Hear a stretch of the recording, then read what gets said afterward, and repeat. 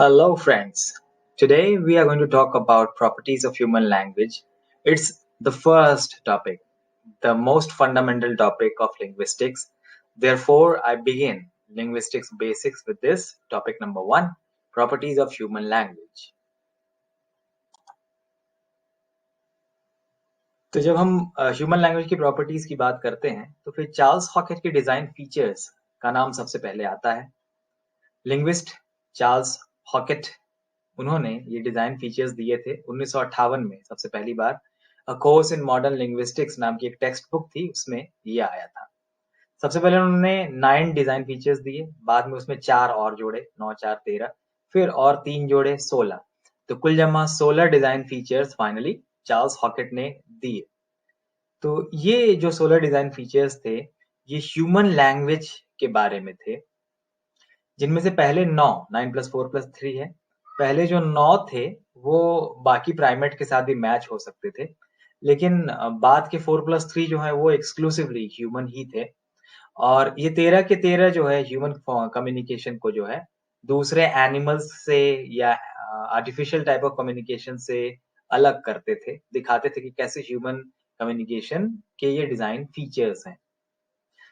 तो design features की हम बात अब करने वाले हैं, और वो जो डिजाइन फीचर उस समय हॉकेट ने दिए थे, आज भी जब कैरेक्टरिस्टिक्स ऑफ लैंग्वेज या फीचर ऑफ लैंग्वेज की बात की जाती है, भले ही वो लिंग्विस्टिक्स प्रॉपर में की जाए या कम्युनिकेशन स्किल्स या प्रोफेशनल कम्युनिकेशन के पेपर में की जाए, इनमें से ही 6 जो है वो अक्सर मैं देखता हूँ कम्युनिकेशन स्किल्स की बुक में भी आते हैं।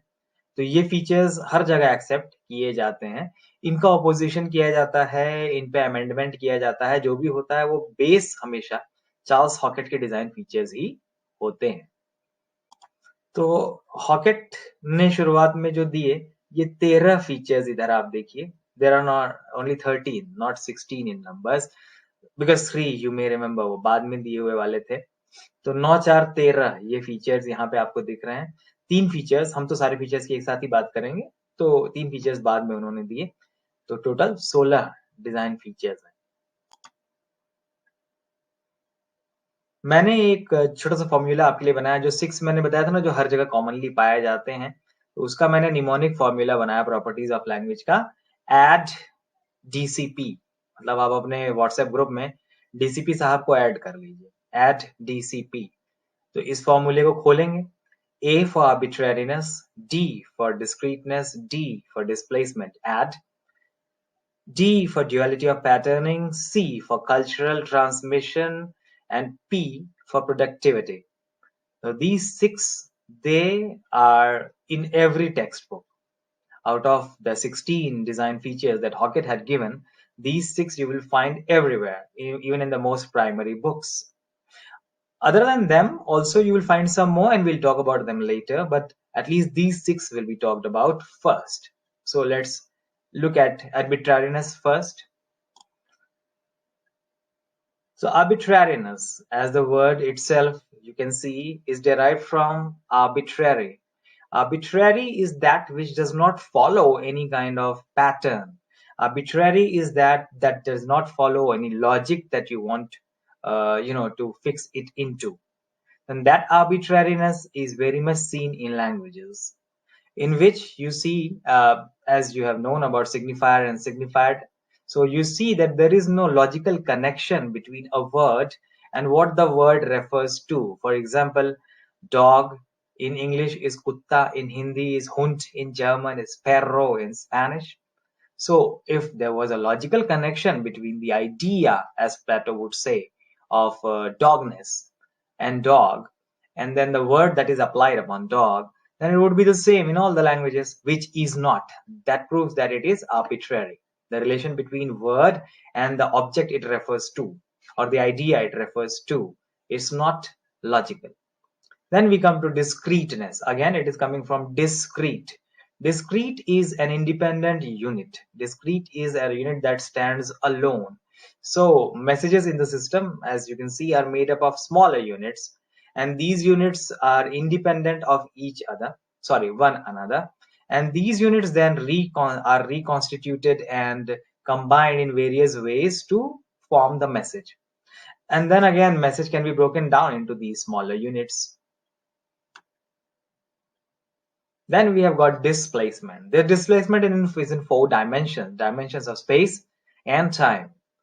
तो फिर यहाँ हम बात कर रहे हैं कि कैसे हम बात कर पाते हैं वो चीजें जो हमारे सामने नहीं है उनके बारे में, वो चीजें जो टोटली फैंटास्टिक हैं उनके बारे में, जो कभी हुई ही नहीं उनके बारे में, जो पास्ट में हुई या फ्यूचर में होंगी उनके बारे में, जो अमेरिका में है या सिंगापुर में है और हम इंडिया में हैं उनके बारे में।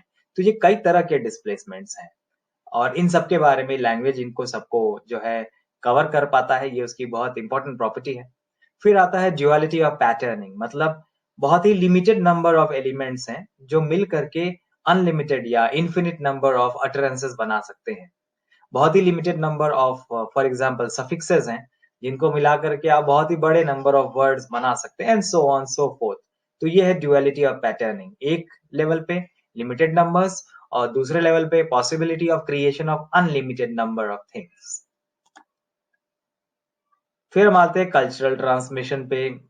सस्यूर भी इसकी बात करते हैं कि कैसे लैंग्वेज जो है वो एक जनरेशन या एक टाइम पीरियड के हिसाब से इम्यूटेबल होता है, क्योंकि वो हैंड ओवर होता है एक जनरेशन से दूसरी जनरेशन को। एक कल्चर में आप रहते हैं और उस कल्चर की ही कल्चर और लैंग्वेज के कोड आप सीखते हैं। तो अगर एक बच्चे को, जैसे वुल्फ चाइल्ड वाले बहुत से एग्जांपल्स थे, ह्यूमन सोसाइटी से निकाल करके वुल्फ सोसाइटी में रखा जाए तो ह्यूमन लैंग्वेज नहीं सीखेगा। Therefore language is culturally transmitted. And then the sixth one is productivity, जिसमें कि आप देख सकते हैं कि बहुत सारे लैंग्वेज यूजर्स, छोटे छोटे बच्चे भी कई ऐसे सेंटेंसेस बना देते हैं जो उन्होंने पहले कभी नहीं सुने। इसका पावर्टी ऑफ स्टिमुलस आर्गुमेंट से भी बहुत ज्यादा रिलेशन है, इसकी हम बात करेंगे। तो प्रोडक्टिविटी ये छठा कैरेक्टरिस्टिक है जो हर जगह पाया जाता है। Now let's look at the rest of them. Hockett had begun with vocal auditory channel, that is, जुबान से, मुंह से आवाज निकला करती है और कान में जाया करती है। Vocal auditory, fine. एक आदमी बोलता है, मुंह से बोलता है वोकल, और दूसरा उसको सुनता है, ऑडिटरी। ब्रॉडकास्ट ट्रांसमिशन, मतलब कि जब निकलती है आवाज, जब सिग्नल निकलता है, यहाँ हम साइन लैंग्वेज को भी ले सकते हैं, सिग्नल, वोकल सिग्नल को भी ले सकते हैं। तो आवाज निकलती है, वो हर दिशा में जाती है, साइन को हर तरफ देखा जा सकता है, लेकिन जो रिसीवर है वो डायरेक्टली उसको रिसीव करता है और वो ये बता सकता है कि वो कहाँ से आई। तो ब्रॉडकास्ट ट्रांसमिशन, उसका ट्रांसमिशन जो है हर तरफ होता है और रिसेप्शन जो है वो डेफिनिट होता है। रैपिड फेडिंग का मतलब है जो ये, अच्छा, ये बहुत ही ज्यादा, दरिदा इस पे ऑब्जेक्ट करेंगे, ये बहुत ही ज्यादा स्पोकन ओरिएंटेड फीचर्स हैं। तो जो बोला जाता है जब तक हवा में है तब तक हवा में है, फिर वो तुरंत खत्म हो जाता है। तो ये हुआ rapid fading. That does not apply in case of written language, it is spoken oriented. Interchangeability का मतलब होता है रोल्स जो होते हैं सेंडर और रिसीवर के, मतलब बोलने वाले के और सुनने वाले के, वो आप चेंज कर सकते हैं। सेंडर रिसीवर बन सकता है, रिसीवर सेंडर बन सकता है, फीडबैक दे सकता है, वगैरह वगैरह। टोटल फीडबैक का मतलब होता है कि बोलते हुए ही जब हम बोल रहे हैं या मैसेज भेज रहे हैं तो हम उस मैसेज को चेंज कर सकते हैं कभी भी, क्योंकि हम लगातार उसे सुन भी रहे हैं और हम पता लगा रहे हैं कि वो सही जा रहा है, नहीं जा रहा है, क्या इफेक्ट पड़ रहा है, वगैरह वगैरह, ड्यूरिंग द प्रोसेस। फिर हम आए स्पेशलाइजेशन की तरफ। स्पेशलाइजेशन का मतलब होता है कि कोई फिजियोलॉजिकल नीड नहीं है ऐसी जो लैंग्वेज से इनहेरेंटली रिलेटेड हो। हम बोलने के लिए बोलते हैं, हम मीनिंग कन्वे करने के लिए बोलते हैं, ये एक बहुत स्पेशलाइज्ड पर्पस है। एनिमल्स की तरह नहीं है कि वो अपने सिक्योरिटी के लिए बोलते हैं या लोगों को सचेत करने के लिए ही बोलते हैं, हम बोलने के लिए भी बोल लेते हैं। सिमेंटिसिटी का मतलब होता है कि जो भी सिंबल हम यूज करते हैं उस वो किसी न किसी तरह से मीनिंग से एसोसिएट हो रहे हों, वो कुछ न कुछ बता रहे हों। जब हम फ्री मॉर्फीम और बाउंड मॉर्फीम पे आएंगे तो हम देखेंगे कि लेक्सिकल कैटेगरीज भी होती हैं और ग्रामेटिकल कैटेगरीज भी होती हैं। तो मीनिंग का मतलब सिर्फ ये नहीं है कि वो लेक्सिकल कैटेगरी का हो, वो ग्रामेटिकल कैटेगरी की मीनिंग को भी बता सकता है, तो वो सिमेंटिसिटी में ही आएगा। Prevarication is plain and simple telling lies. So you can say things that are not false but impossible, and you can say things that are false, and you can say things that are hypothetical. In any case, they are not factual, they are not what we call truth. So that is a capacity of human languages. Then reflexiveness, when you can talk about communication, you can talk about language in language itself. Therefore it is called reflexiveness, it is the meta nature of language. Finally, we come to the the 16th feature, which is learnability. So language, although those who say that it is innate, even they will agree that there is a cognitive system that is innate. Words have to be learned. So then learnability is the speakers of a language, new speakers that is, who are born in a language, they can learn a new language. And at any given time, you can learn a new language. It's not like only first language thing. You can learn second and third language also and become a polyglot also. Languages are learnable. So this is all about the design features. The six that we talked about at first, they are the core features that are seen everywhere. But then I have covered all the features. I hope you have understood them. तो अगर आपको अच्छा लगा है तो आप please like जरूर करिएगा. अगर आपको समझ में पूरा आ गया है, वंडरफुल, बताइएगा मुझे. कोई ऐसा पॉइंट है जो आपको समझ में नहीं आया, एग्जाम्पल चाहिए और एक्सप्लेनेशन चाहिए, पहला टॉपिक है, यहाँ से हम शुरू कर रहे हैं तो यहीं से हम ट्यून कर लेंगे ना.